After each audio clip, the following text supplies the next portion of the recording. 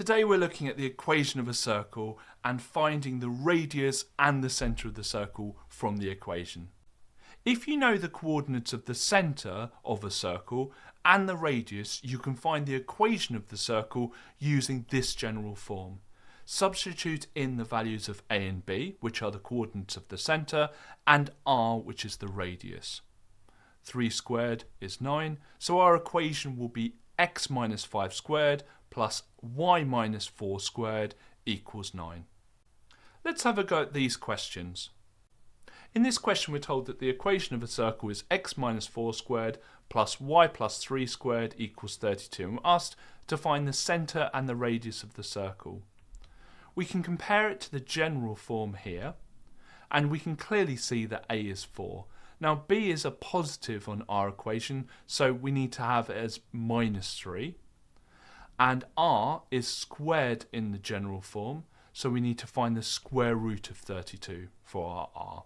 So the centre of the circle is 4 minus 3, and the radius will be square root of 32. In this question we're told that points A and B lie on a diameter of a circle, and A is at 2, 3 and B is at 8, 7, and we're asked to find the equation of the circle. The length of AB will be square root of 8 minus 2 squared plus 7 minus 3 squared using Pythagoras, which will give us 2 root 13.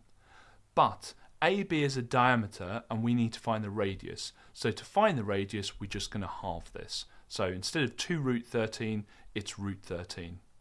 To find the centre of the circle, we can use the midpoint formula. So 2 plus 8 over 2 and 3 plus 7 over 2, which will give us 5, 5. We can then find the equation of the circle by using our general form. So x minus a squared plus y minus b squared equals r squared. We know that a is going to be 5, b is going to be 5 because those are our coordinates of the centre, and we know that r is root 13. So substitute those in and we have our answer. Don't forget that it's r squared, so root 13 squared would just give us 13. In this question we're told that the equation of a circle is x squared plus y squared minus 6x minus 8y plus 9 equals 0, and we're asked to find the centre and the radius of the circle. We will need this equation to be in the general form to be able to find the radius and the centre, so we're going to start by grouping the x and the y values together.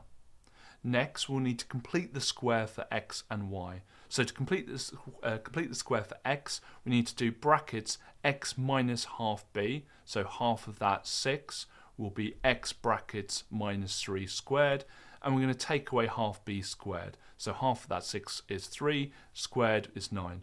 Going to do the same for the y, so y minus 4, because it's minus 8y, so it's half of that, which is 4, and then take away the half of b squared, so half of the 8 is 4, 4 squared is 16, so take away 16. The plus 9 was just there before, so we're just going to include that.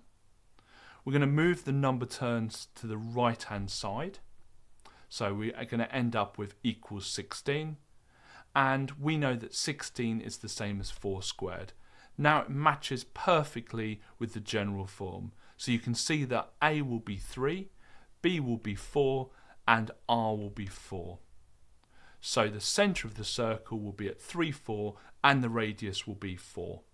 And let's finish with this. A circle has the equation of x minus 6 squared plus y minus 2 squared equals 25. Investigate whether the coordinate 10, 5 is on the circle. If you know, let me know in the comments below.